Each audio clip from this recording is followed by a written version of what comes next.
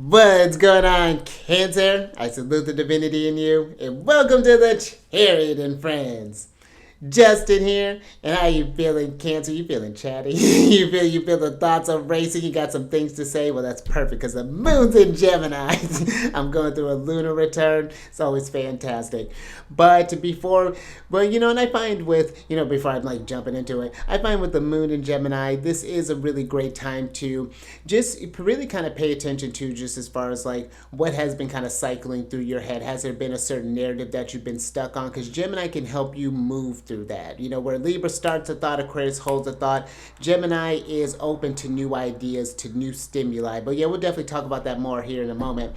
But before we get into that, if you're new to this channel, again, welcome. My name is Justin, and know that when you're coming across this video, you're in sync with the moon, and she loves that. And this is also a place for you if you happen to have Cancer in your placement. Sun, moon, rising, maybe Mercury, wherever. This one's for you. Or if you just want to hang out with Cancer. I mean, I know I would, even if my son wasn't in Cancer. But also, I do tarot card spreads. Face of our ruler here, the good old moon. I actually got to see her the other day. That was fantastic. I saw her in her waxing phase. That was lovely. And I'll talk about what sign she's in, what phase she's in, when she's going. Boy, of course, there's all them lunar shenanigans because it's been cloudy here lately, and I'm just like, Luna, would you quit hiding from me? And just so you're all aware, this is a general reading, not a one-to-one. So take what fits into your story, discard the rest, and everything will be dope, Cancer. Now, let's jump into it. Yes, because this is a lovely day. I really have been just, and I mean, of course, it is my lunar return, so it is always like I'm looking to see what's coming up for me for the month. And if you are having a lunar return, that is something to check out as well. I'm sure if you go on, like, I know for sure there's like Astro.com. I think that they have it where you can look up different lunar returns, but even sure like certain apps, you can do this as well. There's a free one, Time Nomad. I know they have it where, I don't know if you can necessarily pull up the chart as far as like what house system it's in. The Astro.com would probably be a better source as far as that.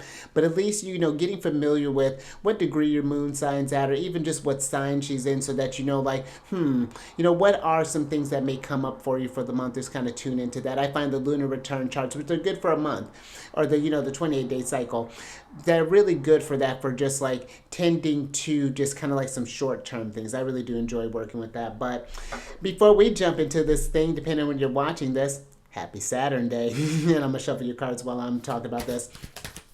But Saturn is associated with Saturday. And where, normally Saturdays are like usually people's weekends. And it's just like, woo! Saturn days are usually a time for... Ooh. Thanks, Spirit. Saturn days are usually a time for kind of slowing down and getting things caught up, seeing where you've been maybe kind of lacking, where you've been. Maybe you've had a really kind of busy week in the household, because Saturn can be associated with like your land and things like that. So maybe you've needed to tend to some things around. Maybe you've been needing to mow the yard, or maybe you've been needing to fix up something maybe around the home or something like that. But I find Saturn days and Saturn hours can be a great time for doing tasks that maybe require patience, that require discipline, that require that kind of like maybe even like seriousness. This can even be a great day or time to consult with elders or people who you consider wise, to look for some guidance, because maybe you've been stuck on something, or maybe there's been a delay due to something that you didn't know. But that's what I find, like, where I'm not trying to take the fun out of Saturday, but I do think that it's, when we're working with those kind of planetary energies, it can be a great time to just get some things done, to really kind of buckle down and then get prepared for Sunday, because then you're feeling all bright and accomplished after all that Saturn energy. So just a little something to think about when you're working with this. But also, depending on when you're watching this, let's get into the lunar shenanigans. Saturn's trying to bring down the vibe. But, oh, you know what? One more thing that I want to talk about, speaking of Saturn. But one thing that I personally like to think about when we're in these certain days and hours is what is your relationship with your Saturn placement? And that's going to be a really important question too, especially if you have, when you're thinking about your chart bisect, whether that be a day chart versus a night chart. I have a day chart, so I look forward to Saturn transits. I'm actually in the middle one right now. Saturn would have just passed my sun for the second time, and he's forming a trine with my sun, so I'm really eating that one up. But it has been, even with a beneficial transit and even in a day chart, it's still Saturn. I've still had to work on some things, and it's transiting through like my eighth. Saturn transit in my eighth house is hitting my sun in the 12th. So it's been trickier topics to deal with, but I've come out on the other end for them stronger, and I've been able to transfer that knowledge and that wisdom that Saturn dispel or that Saturn will give to you when you put in that work, and transfer that to other people as far as like when they're talking about their situations and things along those lines. So if Saturn can help you become more resourceful, whereas during a night chart, if that's your case, Saturn is maybe working with you a little bit harder. My partner has a night chart, and Saturn's kind of working with him a little bit. But thankfully, he's got someone who's got a pretty solid relationship, and I have Saturn in a strong place in my natal chart. So look at that. Okay, to understand, do you have Saturn in an angular house, or do you have him in like a succeeding house, a cadent house? What sign is he in? Is he dignified in Aquarius or in Capricorn?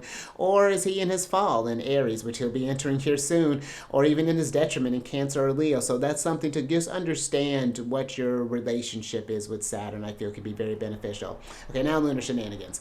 Because on the 19th of October, the moon is going to be entering into Gemini at about 1:07 p.m., and that's going to be Pacific time, and she's in a waning gibbous phase. So now we're on the reflective half of the lunar cycle, and I find the waning gibbous phase can be a great time for conveying the awareness of whatever intention that you were setting for. So let's say you were trying a new thing in your diet, you were incorporating more vegetables or something like that. You can tell people like what are some things that you've been cooking with. Maybe you've been exploring with different, maybe you wanted to cook with leek, or maybe you've been working with radicchio, or maybe you've been working with what's another exotic one, bok choy. Whatever you've been doing. And I say exotic for where you happen to be living. But this could be like kind of talking about what have you been learning with the intentions that you've been trying with this lunar cycle, how that has been affecting you, or maybe positively, or maybe you're like, what, bok choy isn't my jam, but I do like something similar to this. So just like just kind of conveying some tips, and maybe someone as you're talking about this can provide some new insights that you hadn't heard before. Maybe they're like, instead of that, why don't you work with fennel? That's a fun one. So look at that, we're just throwing out all these recipes. But I find when the moon enters into Gemini is ruled by Mercury, which is our planet of communication, that quick thinker, that energy of like practical wisdom and putting things into application and how we learn things along those lines.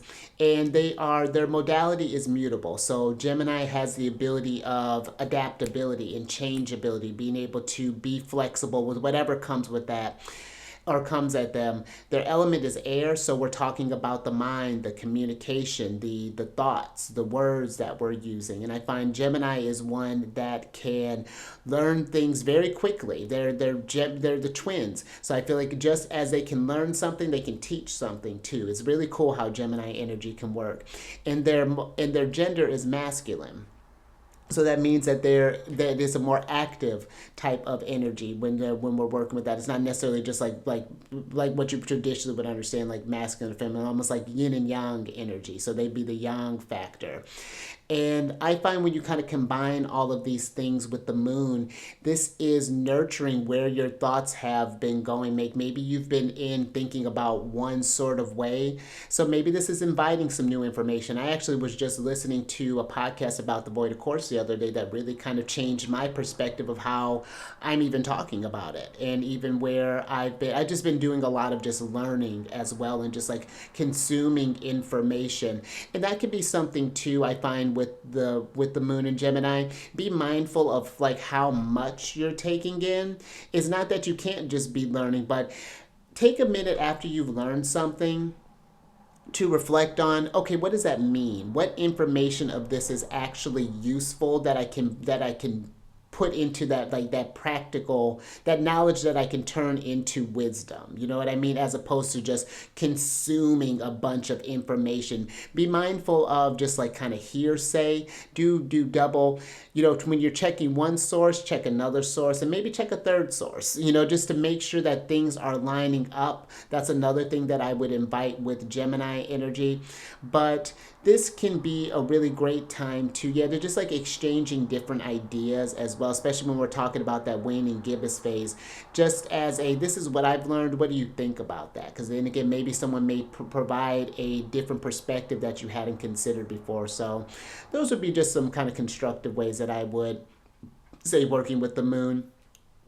And if you want to even be more intentional with the moon, down in the description box below, I'm getting ready to, and this is another thing that I've been kind of thinking about lately as far as like how I'm offering my services, and I'm getting ready to change up some things as far as like how I've been going about doing them. I'll release a video here probably over the next week or so as far as like what those revised services would look like, what I would offer and things. But if you're curious about working with the moon more closely, maybe you want to get like a lunar return chart, maybe you're wanting to join my lunar group, which again, that'll change how I'm going to be doing that here soon. But if that's something that maybe resonates with you, down in the description box below are a list for all of the things that I offer. So, and little fun fact, it's still building. I got to figure out what to actually do with it, but I'm creating a TikTok. I have mixed feelings about that, but it's fine.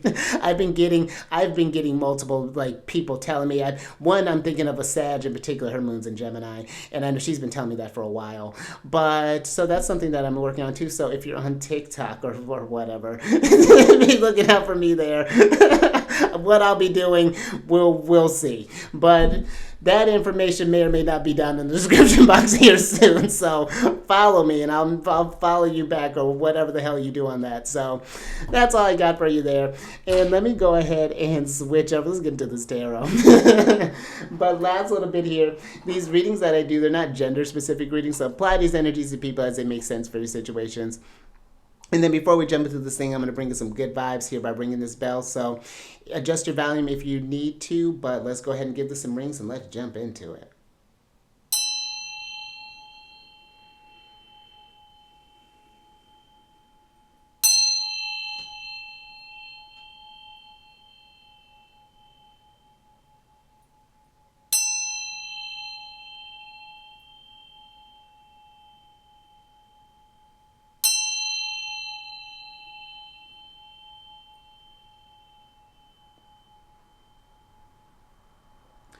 All right, you feel the thoughts calming down? Feel that Gemini energy getting under control?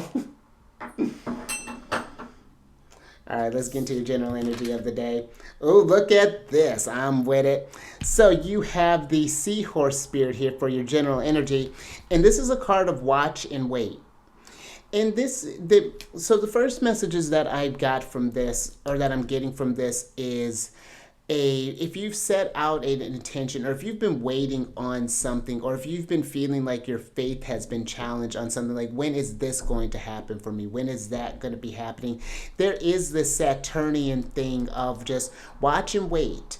You know, trust in divine timing. You know, something getting outside of our timing. I feel that what can happen sometimes is that we have these certain expectations, and then if they're not met, then we may just abandon something or see it as not working, where if we were to just give this thing a little more time, a little more, just a bit more discipline, a bit more patience, that the obstacles would clear, or whatever this is. You know, maybe you're experiencing what may feel like a delay right now, but that delay may be again a blessing in disguise. I'm getting the message of like with Saturn that he may delay, but he never denies things. You know, that there's just maybe something that you're missing that you may not be ready for. You may say like, oh, I want to start this business, but the reason that it's taking so long is that there may be some things you hadn't factored in, like, oh, well, what are you going to do when you get this influx? How are you going to channel out this? Or maybe if you wanted to, okay, I want to set this intention of running a marathon someday. Maybe you realize like, oh, you know, like I want to do this 26-mile thing, or however long a marathon is, but man, running like 5 miles is a lot. Maybe running 1 mile is a lot. Maybe running is a lot. But if you show up each day, you have this intention, you have this tenacity, you start noticing the process. But I feel like there's an even this energy of like stepping outside of yourself. Maybe you've been, I'm getting even like a Four of Cups energy where maybe you've been very in a very subjective type of space, and that's just bringing up a lot of feelings. And now with this kind of this Gemini energy, it's giving me just yeah, like of looking at where not necessarily of how far you are away from something, but look at how far you've come from when you've started a certain thing. The fact that you even started is a huge leap.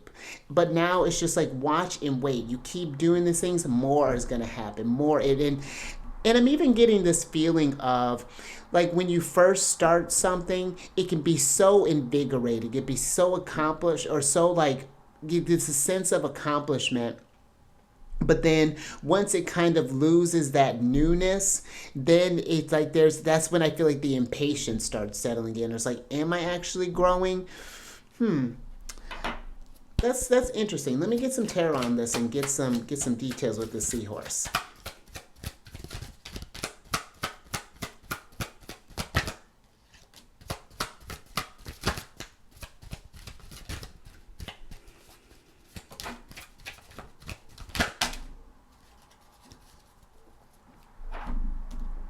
Thank you, Spirit. All right, let's see what's going on here. Okay, so you have the Princess of Cups, the Knight of Swords, the Five of Cups, the Six of Swords, the Ten of Wands, and the Two of Disc here. Now, this Five of Cups is this almost like it's giving me this thing of like you've been waiting for something to happen, and like maybe people have just been telling you like, because I think after a while that can maybe feel a bit cliched or feel a bit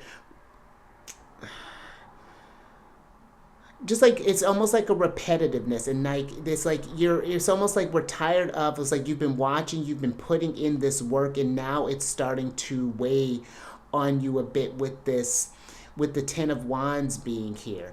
And it's just like it's like the more that we're feeding into this disappointment, the more that this fire is heating up here. But this Two of Discs is giving me this balancing your strength or your focus with the Knight of Swords here, with the changes that are happening. As you're doing this growth, there are going to be times where sometimes you do have to wait, where things don't just happen overnight.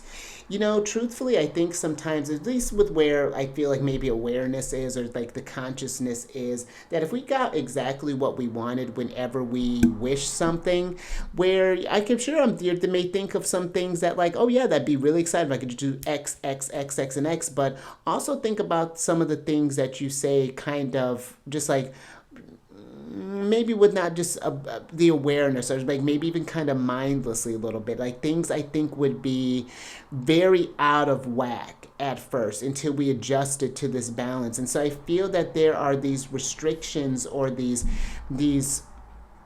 delays or something in place in order for our betterment. And I feel like it's something that's going to make sense in the long haul. I was actually just talking about this, where it's like, man, when you're through a situation, hindsight really is 2020. You really do you can see things so clearly, and things just really start making a lot more sense as far as like why we had to watch and wait for something, or why we even had to wait for something.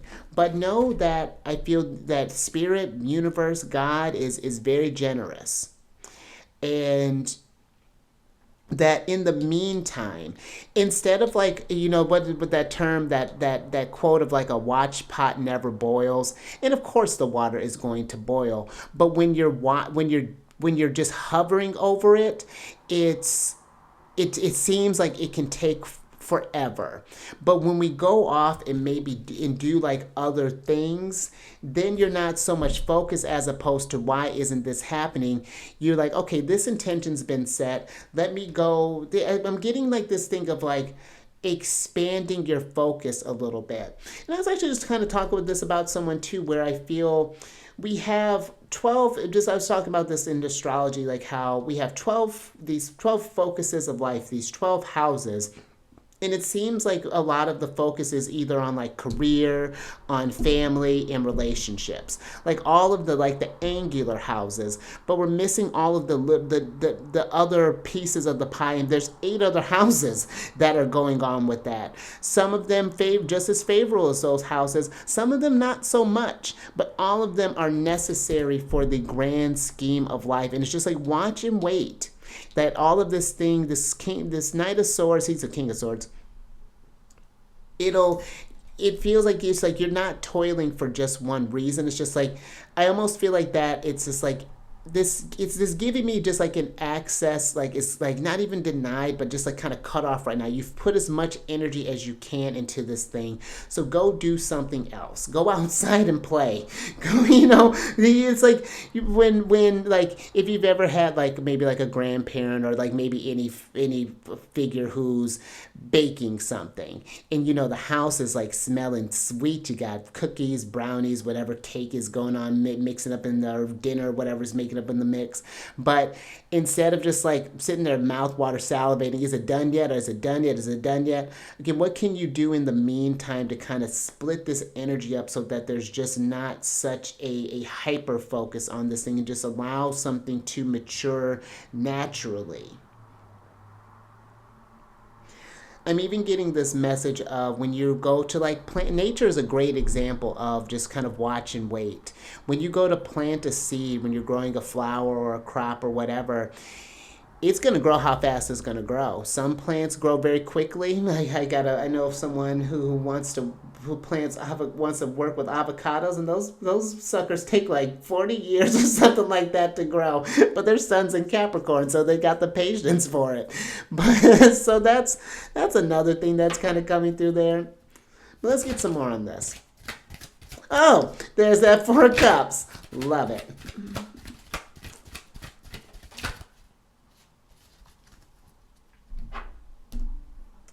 Thank you, Spirit. All right. Oh, and Mercury's here. How lovely. So you have the 4 of Cups here, and then you have the Magus card, which is the Magician. And I'm getting pointed, you're kind of guided to these different things and these are all the tools that the Magician needs in order to manifest the cups, the wands, the disc, and the swords. And this monkey down here is almost like it's criticizing the fact that this magician is creating something. But I almost feel like this is just like that inner thing, that inner critic of just like, to see this thing, that was a silly idea. Like, why isn't this working? Like, you should give up. Like those sort of like intrusive thoughts that may be kind of coming through right there. And it's affecting the initial intention of this thing, where something was so pure. Now it's almost like it's starting to lose its luster a little bit. And now we're going from the 4 of Swords, from the 4 of Cups into the 5 of Cups here, where it's like it's like almost like giving up right before things really were starting to take off. You know what I mean? And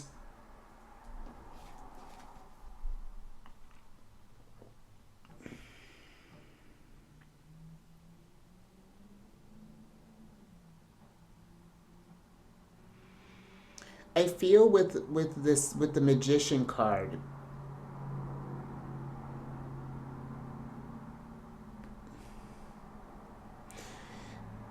there's this bird like thing that's kind of flowing down towards his crown, and I'm getting, or towards their crown, and I'm being kind of given like the Ace of Cups imagery.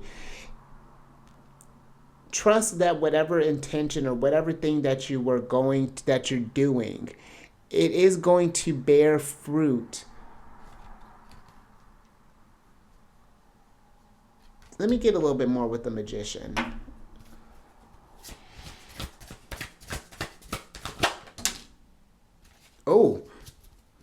Oh, interesting. Okay. Thank you, Spirit. All right, so the magician is clarified by the tower, which is Mars energy, and then you have the five of stars.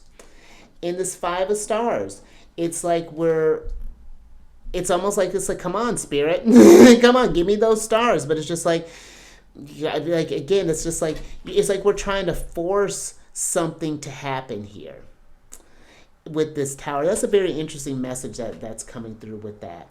And I think that because the tower, I'm thinking in like the red or white deck, how it's destroying this tower. It almost feels like, again, like there's this potential where you give up on something. It's not like you want it to be. It's but it's just like we're discarding it too soon, and then you get to a place where if I just picture this becoming something later where, let's say you just can ditch an idea, whatever that may look like, and then down the line you find yourself kind of yearning for that, like maybe I should have given that more time. And then if you do choose to start it up, then you have to do it all over again. And then you're still going to hit that same wall. And I feel like it's like there's an endurance. There you go, an endurance challenge that's coming through right now. It's not like the universe is playing games with you, but there is a need that you need to wait.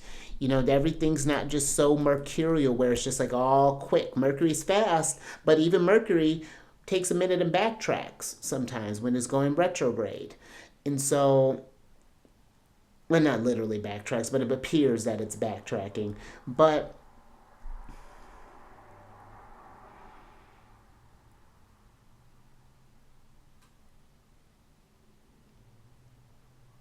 I'm even getting this message too of maybe you think that you're missing something because it's not grown is because you're missing something, like maybe a certain material thing. But what I feel that maybe is missing is just the faith in the trust that the change is coming. You know, this tower is very interesting. It's not giving me this like what you would think like a normal kind of ominous. Because I don't even like to think that necessarily the towers is this ominous thing. It's just that there's an action that's needing to be taken, and I feel like in this case it may need the action either needs to be something else entirely different, or this state of inaction, this need of just waiting for something. You know, maybe you're waiting for approval for someone in order to get something moving. And it's just like, what thoughts can we bring in so that we're not maybe even ushering, that might be something too, even in the patience that you may be getting in the way of whatever it is that you're trying to create by bringing in these destructive thoughts, possibly, as far as like, oh, this never works for me, oh, this is whatever the narrative may be. So that may even be something to be mindful of as well. That Gemini energy, let's shift the thoughts some, and just watch and wait and see what can happen for you, what changes, what miracles can come about for you. Let's get some advice from Mercury.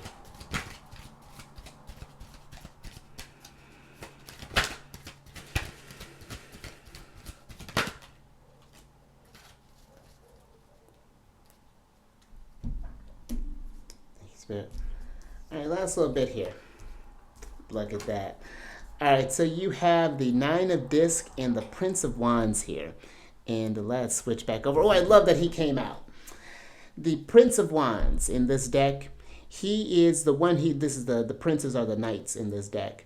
And the Prince of Wands is the one prince that has their eyes open. If you can, oh, no, don't get that close, buddy. If you can see that there. I feel like if he's seeing things clearly.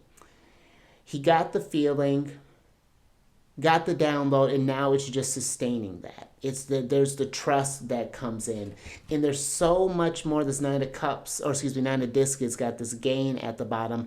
There's so much more to gain, I feel, in this waiting than to give up on something. You've been working hard at this thing, and know that it is. I'm getting this message of divinely protected, because interestingly enough, on these discs, they are different representations, the faces of the different planets. I think it's without minus the sun, but if the planets and then the moon that are there, they're even shaped in the they have this. You can see the symbols of each of the glyphs of each of the planets in there, of Mercury, Venus, Jupiter, Mars, Saturn, and then like I said, the moon here. But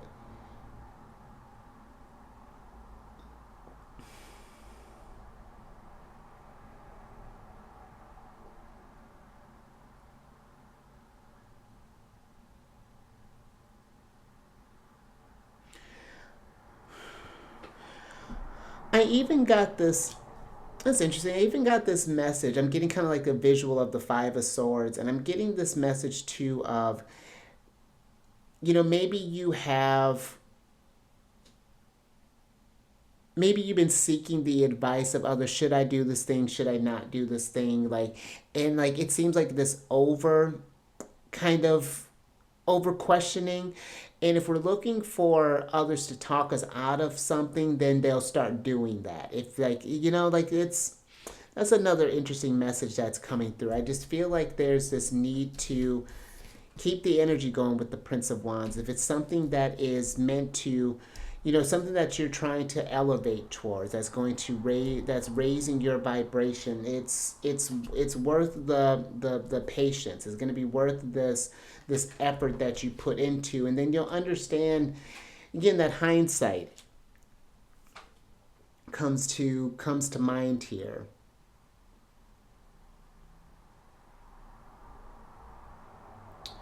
All right, but I think that's all I got for you there. So just something to meditate on.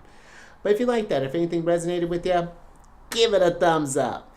And share this if you know someone who could get some wisdom from this. And subscribe there, you magician. Hit that bell button to get notified on all these videos each day.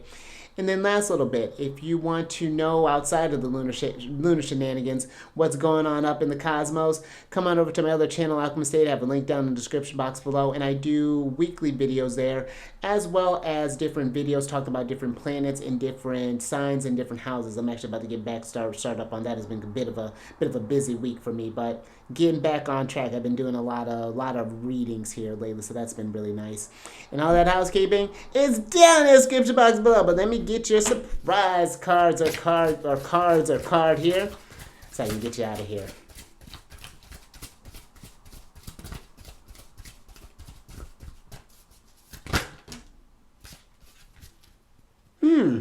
I think I mentioned that earlier. Thanks, Spirit. So you have the Innocence card here, which is a card of inner child, play, and nurture.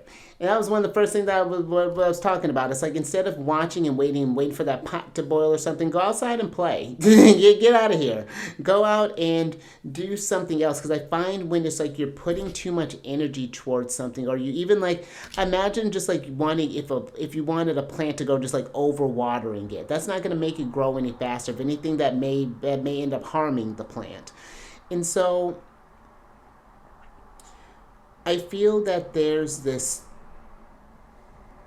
need of going back to, again, just thinking about what you would do when you were waiting for like dinner to get ready, or for like, or whatever thing you had to wait on. There's so many other things that you could be focused on. Let's say if you're noticing a pause in your relationships, maybe go do something for the community, or maybe you're noticing something that's going on in the home space in the family. Maybe go hang out with some friends, or go on a trip or something like that. Go on a little travel, something to just help you get outside of wherever this focus has been. Give your whole life, just like not just certain areas, but give your whole life some deeper attention, and just watch and wait. I feel things start happening faster for you when you split that up a little bit. It's very interesting what's coming through with that.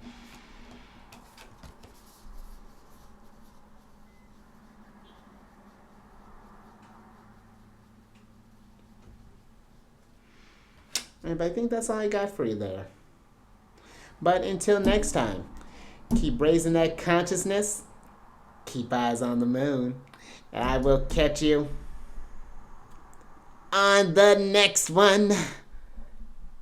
When am I gonna catch you? Moon Day.